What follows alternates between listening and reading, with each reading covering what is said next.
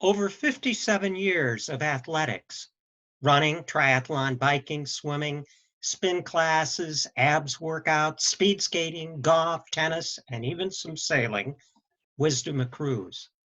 As a strategy consultant and business coach, I constantly find myself applying what I've learned from being an athlete to my work improving organizations and coaching decision makers.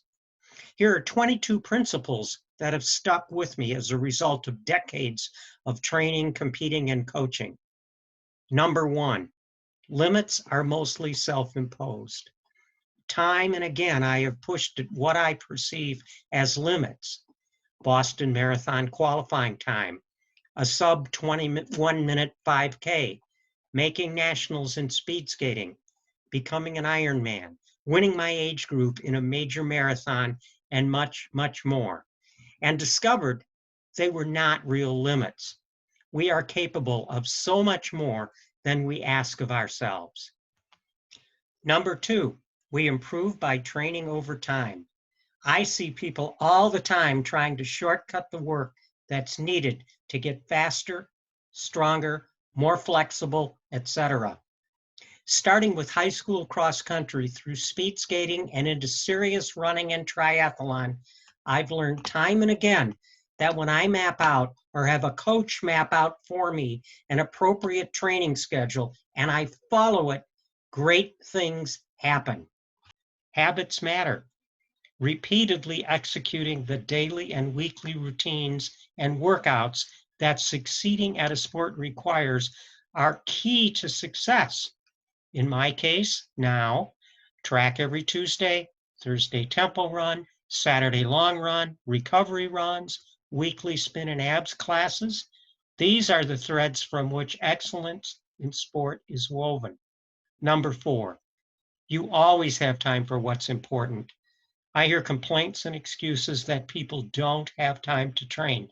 Nonsense, accepting the true crisis. Even for working people, there are at least 28 obvious time slots each week for training. Early morning, lunchtime, late afternoon, and at night. Surely some of these will work if you are motivated enough to get out there. Number five, your sports are your lifestyle. When you view sport as something additional, extra, not necessary, and optional, then there is a greater likelihood that you will not perform well and will not be dedicated to it. Flip that thinking. You are your sport and you need to embrace it. When you do that, you improve, get healthier, and find the time to pursue it. Number six, diet and sleep matter. Athletics invite us to live better because it becomes apparent that with better diet and sleep, we perform better. It's a license to be healthier and happier. Number seven, planning for the goal race works. Nothing is more motivating than to find a big goal, announce it to the world so you are truly committed, and then develop and execute the training plan to get there. When I announced last year I was running 7 marathons, I told myself that was crazy talk. But then I put together and followed the plan, and it worked. A coach ups our game. A coach knows things about your sport that you do not know. He or she has been there. And a coach not only lays out what you should do, but motivates you and holds you accountable. My coaches have made me a much, much better athlete. The competition is with yourself. Sure, when you are competing, you are racing or playing against the other competitors. But except for in-event strategy, the only competition that matters is how much you are improving and learning versus your prior self. That's what will fuel your success in the race or the game. The athlete with the greatest assets, equipment, and clothing is not necessarily the best athlete. I saw this in spades in speed skating and triathlon. The study participant with the best equipment and the best clothing may be intimidating to the athlete without these assets. But when you cross the line before that studly person, you realize that there is no substitute for dedication, training, and making the best of whatever assets you do have. Number 11, The game is as much mental as physical. Mental focus and being thoughtful allow you to train and race smartly. When it gets hard, willpower can carry you. Thinking about when to push and when not to helps assure that you will persevere and have your best race or game. Staying in the moment can help you from slacking off or going too hard. Mastery comes from embracing the sport. Don't just think that training is all it takes. Learn the history of your sport. Identify with the best athletes and see what it took for them to reach the top. Learn the rules and protocols. Read your sports publications and blogs. Watch competitions. If you run, learn all about running and be the best runner you can be. That's the way to get the most out of it and to master it. Number 13, the greatest happiness is not winning, but being able to compete. Yes, for sure, winning the race, or at least your age group, is sensational, but that's episodic and transitory. What is constant is working toward competition and being able to compete. That is constant and what I find so satisfying. Number 14, we're privileged to be athletes. Jim Spivey, the three-time Olympian who was my running coach for years, used to point to the commuter train passing next to the running track and say, "Look at all those people on the train. They are so jealous that they are not out here running with us." It was his way of saying that being able to train, race, and get the joy and improvement that our sport brings is a deep privilege to savor. Training and competing amp up our lives. Number 15, most athletes are great people. Sure, there are exceptions, but most of the time the selfish or abusive athlete gets marginalized and does not stick to it.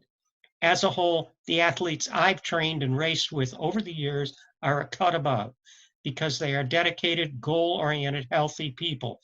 Who would not want to hang with these kinds of people? Training with others is better. Over the years, I have recognized that I train and race better and enjoy it all so much more when I do it with a friend or a group of people. Sure, I have logged many miles and many workouts solo, but I can tell you that the hard track workout or 20-mile run is so much more enjoyable and usually better executed in the company of other like-minded souls. We motivate one another, support one another, challenge one another, and make one another laugh. Number 17, I've always said that I've never regretted a workout when it is done. I feel worse when I skip a workout rather than making an extra effort to get out there and do it when I would rather not for whatever reason. Number 18, don't imagine yourself losing. Visualization and positive thinking make a big difference in results. I became a much better hill runner and bike climber when I decided that I would embrace hills. My motto now is, hills are your friend. Likewise, ahead of a big race, I envision myself running the course and doing so very well. One year, a time trial expert psyched me out and got a jump on me in a triathlon and won our age group. The next year, I returned and did the same to him. I had envisioned it, and indeed it happened as I had seen it time and again in my mind's eye. Number 19, the end is harder than the beginning, but ending is what matters. I used to offer a magazine startup seminar in which I used mountain climbing as a metaphor for successful entrepreneuring. That is, the deeper you go in the effort to succeed, the harder it gets. Just as climbing the mountain gets harder, the higher you get and more tired you are. In the race or the game, the same thing applies. Miles 21 through 26 of the marathon are the hardest, but you are so close to success that this is exactly the time to maintain physical and mental effort and persevere and push across the line. Number 20, not winning teaches us more than winning. When we win, we celebrate, and that's great.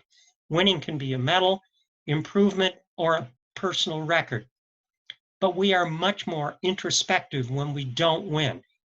I find that's when the inner drive arises to learn more, work harder, be smarter, and figure out how to improve. Number 21, we can come back.